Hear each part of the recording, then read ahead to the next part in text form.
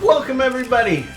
Everybody wants to know how I make my salsa. My nephew David's, a couple decades ago for Christmas, I gave everyone salsa in mason jars. My nephew David, a couple days later, put on Facebook, my Uncle Johnny makes the best salsa. Another guy, Dan, he's a brother-in-law of mine, and he got the salsa for Christmas. I had given away pecans the year before, candied pecans, and he said, man, this salsa is really good. And I said, yeah, I think next year I'm going to make biscotti. And he goes, why don't you just do this? Anyway, Dan loves my salsa too. A lot of people do. So today we're going to learn how to do traditional salsa. The kind that you would get like at the table at the Mexican restaurant. And I'm kind of excited to show you how to make it because everyone's been asking. Alright, let's get to it. There's our jalapenos, there's our tomatillos, and this is our release spray. These are going in the broiler to do just like what I told you. I've got some pasilla peppers as well. They're for a different recipe, so pay no mind to the pasilla peppers. And it's really no more complicated than that. In the broiler they go. Now they're gonna cook for about, well, you watch them, but they're gonna cook for about 5 minutes each side. So we're gonna 3 to 5 minutes, and then we're gonna flip them. I'll show you what they're supposed to look like when I pull them out the first time. Ready? All right. Alright, so after 5 minutes, flip them over, and they're going to go back in. But you get the idea, right? Right. Back in we go. The peppers make a noise when they start popping and stuff, so if you forget, you'll hear them. Yeah, those are nice.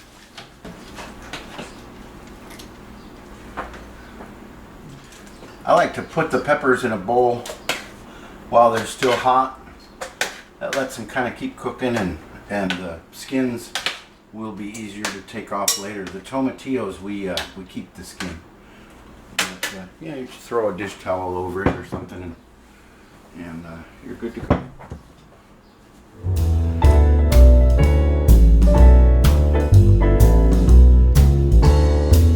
All right, let's get to the red salsa. This is the salsa that you get when you go to the Mexican restaurant and they bring you the free chips and salsa. This is what most people think about when they think about salsa. We're putting lime juice in there. I'll show you how much. I like another acid in there, which is white vinegar. Laugh if you want to. It's delicious. White vinegar is what's in ketchup. So just think a little bit like, why is he doing that? I'm using canned tomatoes. You can take tomatoes, roast them in the oven, peel them, and do all that monkey business. But there's many companies that do it for you. And these are wonderful cooked and diced tomatoes. Well, I haven't opened the can yet. I'm assuming they're wonderful. I've also got pasilla peppers or poblano peppers, you know, the big funny looking green ones. These are roasted, of course. Also jalapenos, kind of two different flavor profiles. Always garlic. I like to not use too much garlic because I don't like my salsa to be too garlicky. So I'm going to take the tomatoes and put them in the big bowl and just borrow some of them to put into the blender and put all the flavor in there, and then I'm going to come back to the nice diced tomatoes and apply the flavor to it and check on everything. You'll see.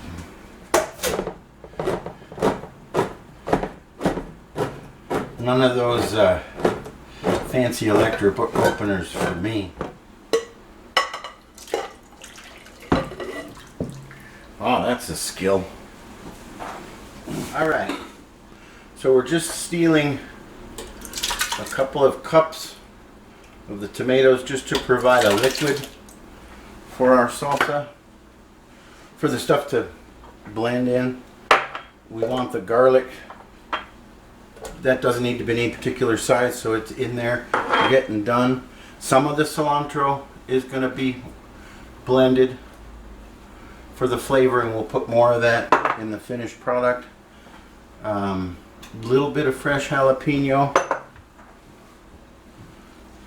2 pretty big roasted ones. Okay, so oregano can be a little bit tricky. There's Italian oregano and Mexican oregano. I don't know how they know where they grew up, but anyway, Mexican oregano has a little bit more of a hoppy note to it, or kind of a citrus note to it. So salsa is really better with oregano in it. Now, if you take Mexican oregano and put too much of it in there, it's still going to make it taste a little like spaghetti sauce. So you want to be a little careful with it. This is a number 10 can of tomatoes. It's a lot of tomatoes. So we'll start with that. I always like to err on the side of not enough of something and fix it later. We'll add more lime juice later too, but why not get some of it in there? Check that thing out. Look at that crazy thing. Alright. So lime juice, this is the juice of 1 lime. This is the juice of half a lime. This is the juice of the other half of the lime.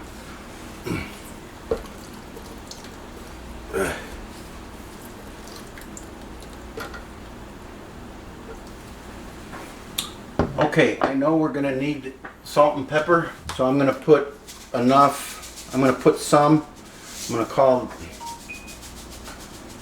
that a tablespoon, and there's going to be more, but that'll get it started. And we also want cumin, and don't put too much cumin, especially if you're going to my sister's house. She'll yell at you. So just to get going, you've got to have some of that in there, but you don't want to put so much cumin that it tastes like chili or other worse things. That's probably a half of a teaspoon right there. That will get adjusted too. I think we're ready to go.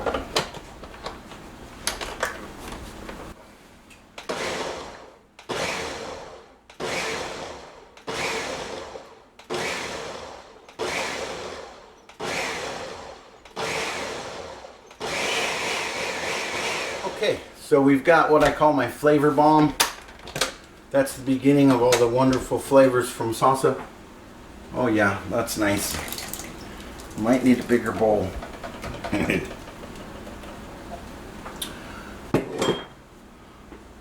Kind of forgot the pepper, but that didn't need to be in the blender. Pepper. Now, really, the tomato, salt, pepper, jalapeno, and cilantro makes a pretty good salsa. This is cilantro, not blended. I like to hold back a little bit on it. Once you get too much cilantro in a mix, very hard to get out. My red onion, about that much. Yep.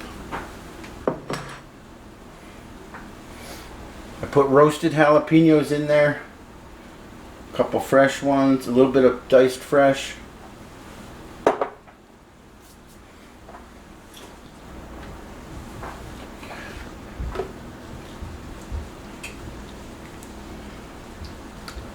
Okay, so without tasting it, I know I need more lime juice, probably the juice of 2 more limes.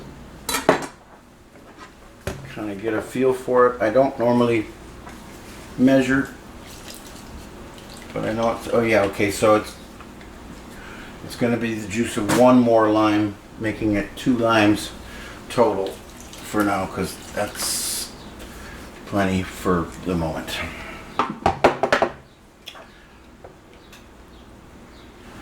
Alright, so after a quick stir, it's starting to look a little bit like salsa. I know that it needs a lot of work.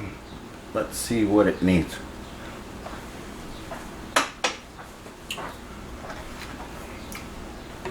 Actually, that's pretty good. Not too much garlic. That is darn close. It's also pretty hot, so I'm going to get my cutting board out and remove the seeds and the pit from the remaining 2 jalapenos and get these pasilla peppers cut up so they're nice and chunky in there, and that'll just about finish what we're doing. I'm going to steal some of the tomatoes because there's nothing wrong with a little bit of fresh tomato. And I did tell you that I like to use a little bit of vinegar. That is 1.5 tablespoons. And it wants more pepper.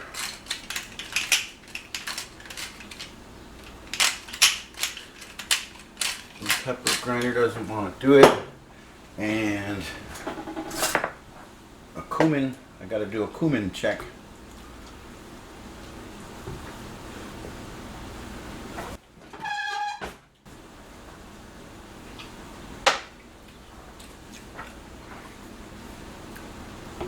Wow, that's good. Now the only thing is, everything is so new. It's like there's little pieces of lumber in there. Don't be discouraged. This is better tomorrow and even better the next day. If you want, you could probably cook this. If you're in a hurry, you could. I don't recommend it because you want to keep everything fresh. That's actually a pretty nice salsa. I'm going to put at the risk of getting in trouble, I'm going to put a little more cumin. Let's do it in the hand. That's about another 1/8 of a teaspoon.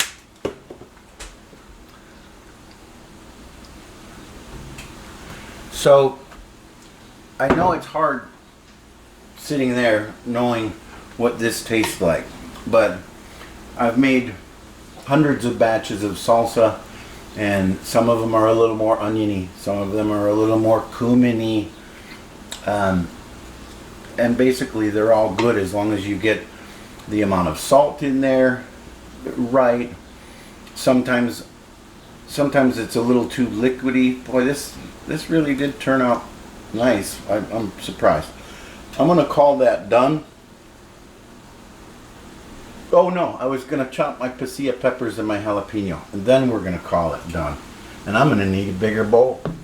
I've moved to a bigger bowl, and you don't have to watch this whole thing, but we're gonna get these poblano peppers chopped into just a nice sloppy dice, basically. And then the salsa will go in there. I'm going to call that 2 cups. 2 cups of green peppers.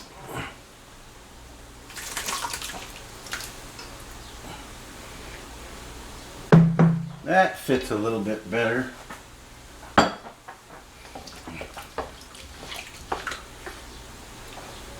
little bit big. Lumber out.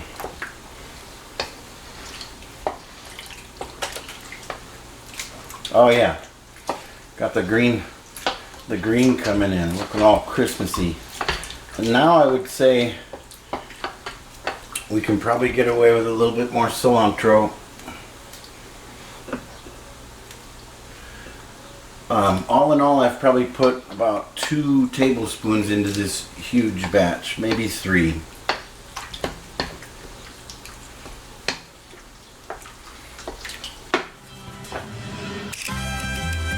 Yeah, that's it. All right, it's official. Chips and salsa. Woo! Fun.